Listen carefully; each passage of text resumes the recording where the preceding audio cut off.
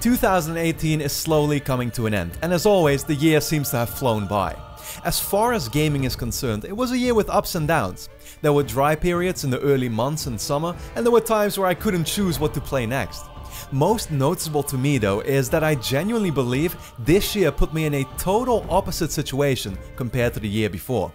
You may recall that last time I found myself in a bit of a dilemma. 2017 was defined by a huge list of critically acclaimed games. Whether you played on PlayStation, the Nintendo Switch, whether you liked action-adventure, open worlds or RPGs, games were plentiful and varied in genres. For most people, this made it easy to name one single title deserving to be called Game of the Year. Except for me. While I enjoyed a large amount of games, I had a hard time picking one that spoke to me personally and truly jumped out above everything else. For that reason, I ended up taking a few of my favorites that not only I enjoyed, but as a package formed an example for the entire industry in a year full of anti-consumer practices. And that brings us back to now in 2018, and I think opinions will be divided on this year as a whole. Some people will call it average, I would call it the best one yet. Sure, the number of actual games I thought deserved to be reflected upon, either for high production values, innovative ideas or sheer fun, was small, so small that in fact I could only think of 9.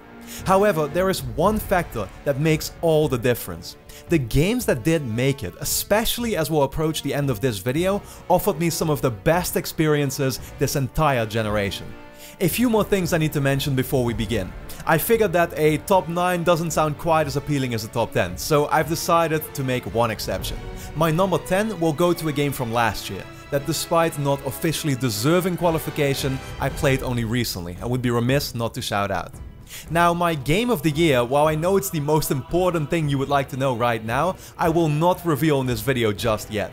Yes, that's partially because I like teasing you, but this game simply needs a separate video dedicated fully towards it, in which I can explain my decision and discuss what it is that made it so special. That video will go up next week, and I hope you understand my reasons for it. That being said, once you've reached the end of this list and are aware of the few options that remain, it shouldn't be hard to figure out what that game is. I won't keep you waiting any longer. These are my top 10 games of 2018.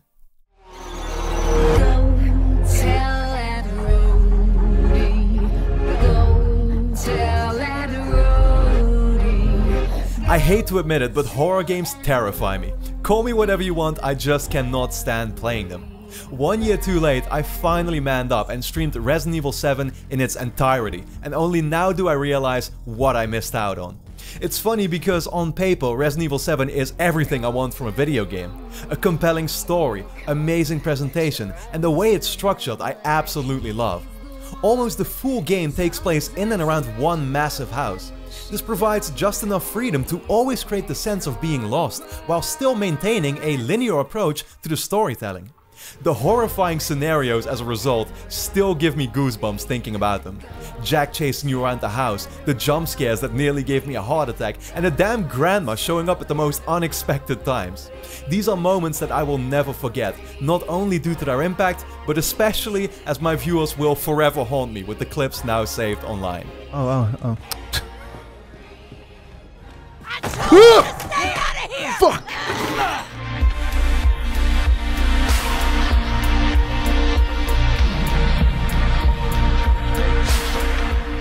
Who would think that an ancient concept could still be so relevant in 2018? When I saw Tetris Effect announced a few days before E3, I noticed somewhat of a condescending reaction from gamers around. Now, I understood why. After all, this wasn't necessarily the announcement most of us were looking for, but that didn't take away. I immediately noticed the dedication towards this project. The game released a few weeks ago and I've been hooked ever since. Sure, at its core, this is still very much the Tetris you already know, but it's everything around that small rectangular box which makes this installment unique. Incredible music that ramps up as you progress through levels, sound effects that correspond to your movements yet always fit the score, colorful effects splashing on your screen or all around you when playing in VR. While I do feel that at $40 the price is a little steep for what it delivers, Tetris Effect is a beautiful game that brings back good old fun.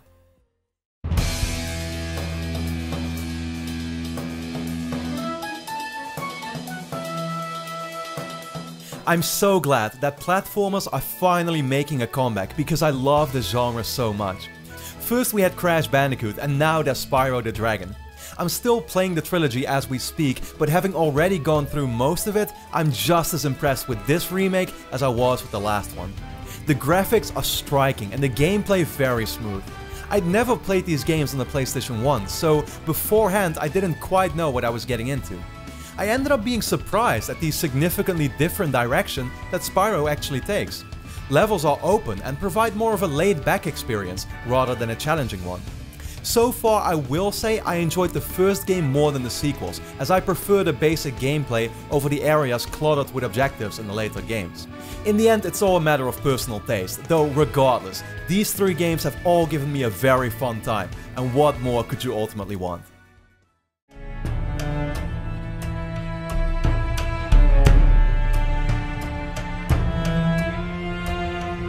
Shadow of the Tomb Raider escaped general conversation quicker than I had imagined. I initially wanted to make a video to discuss the rebooted trilogy as a whole, but had to cancel it after I saw few people talk about it anymore within a mere week. In hindsight, I can see why that was the case. In almost every single way, Shadow of the Tomb Raider is slightly inferior to its predecessor, let alone the first installment. The story is even worse than it already was, combat plays a noticeably smaller role, while stealth is the intended approach pretty much everywhere.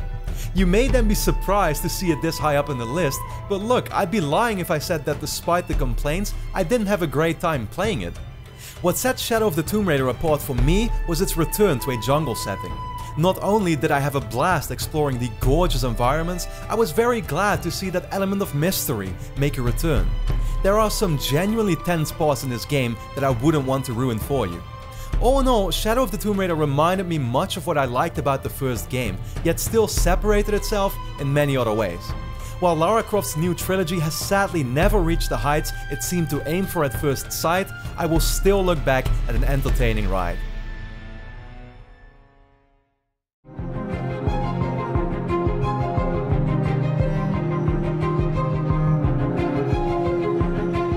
I really enjoyed Detroit Become Human, though at the same time I was left conflicted after seeing it through. As my third Quantic Dream game, I couldn't shake the thought that more than ever am I now ready for the studio to take a next step. Don't get me wrong, objectively speaking, Detroit is the best Quantic Dream game yet. The story was captivating, each character unique and interesting. The amount of choices, possible character deaths, extra levels or different outcomes, no game I've ever played has gone this far in personalizing the journey for you. But for the longest now, we've essentially been playing the same games, based purely on choice making and quicktime events.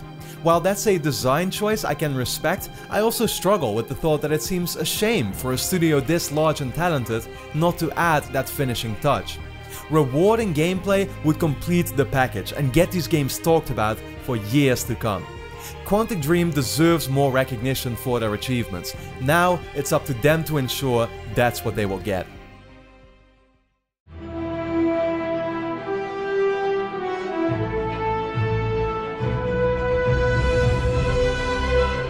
I expected to be saying I played Marvel Spider-Man for the gameplay.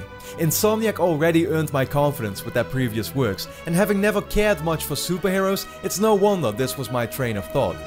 What I never saw coming is that it was the personal story above all else that kept me going. That's not to say the gameplay isn't one of the great aspects of this game though. Slinging your way around New York feels so satisfying, combat is fast and responsive, it's just a highly fun game to play. My biggest gripe overall though would be a lack of originality. The Ubisoft template open world design has been played out if you'd ask me, and spending most of my time on repetitive crime encounters left a bit of a sour aftertaste. These are areas in which a sequel could improve, and it's clear that a second game will happen. That's a good thing, because I never thought I'd say this, but I cannot wait to see the next chapter for Peter Parker and his friends.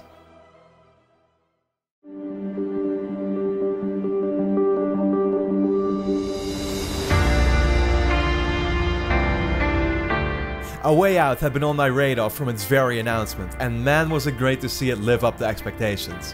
While Joseph Fares may have caught up most attention in advance by turning himself into a meme, that didn't take away I saw a guy passionate to achieve something a small studio typically wouldn't even attempt. to create a narrative-driven, interactive adventure and do so with a limited budget available. Like Hellblade did last year, A Way Out sets an example that I want more indie studios to follow. If that happens, I see a very bright future ahead for single-player games and gamers alike. A little earlier I spoke about Detroit, and in direction these are very similar games. You'll immediately notice that animations, voice acting and graphics won't compare, yet what I respect so much about A Way Out is that it pulled off exactly that which Detroit didn't even try. The developers came up with fitting gameplay for each individual scenario. From exploration to stealth, vehicle chases, parachute diving or third-person combat, you never anticipated what was waiting for you around the next corner. To do all this while forcing a split-screen co-op playstyle is a bold move. You'll alienate a big portion of gamers. But in the end, how can you not admire this approach, as it resulted in hilarious and competitive moments that a friend and yourself will forever share. Who would think that the cheapest game on the list would deliver one of the best experiences this year? A Way Out proves that high production values aren't necessary for a fantastic outcome. We are nearing the end of the list, but before we continue, there is a very important message I felt the need to stress out. Game of the Year is a personal choice, and in past years I never struggled much, as there was always one game that would easily jump out. That was the case until last year, not because of a large range of options, but because I felt no single game truly earned that title for me. In 2018, 3 games released that spoke more to me than almost any have managed to do this whole generation. As you may imagine, I almost feel it to be unfair, ranking one above another, but I did so and have to stand behind my decision.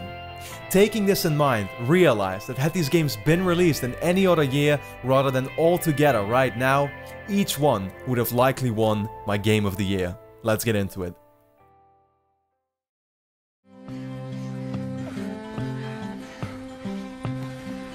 I'm going to where the sun burns in. 8 years I had waited for this one moment, and I'm so happy to say it was worth it. With Red Dead Redemption 2, Rockstar Games has truly outdone themselves. From a technical standpoint, the game shines in its attention to detail. The towns that feel alive, the random interactions with the NPCs, the unexpected encounters with all forms of wildlife. It's so rare to find one of the most expensive games aim for a much slower pace. To make you appreciate the small moments, stumbling across a beautiful vista, to stand still and simply gasp at the view. However, for a game reaching perfection in almost every area it targets, I was especially disappointed to see the controls that felt less than ideal. The shooting system, along with a few minor annoyances, made visible that Red Dead Redemption 2 is not a perfect game. Though these are easy to look past when everything else it does, it pulls off so astonishingly well. Arthur Morgan is one of the most relatable protagonists I've ever seen in a game, and backed up by a large gang yet so full of character you cannot help but feel involved. Most of all though, Red Dead Redemption 2 is an ode, the missing link that finally answers the questions I had asked myself for so long.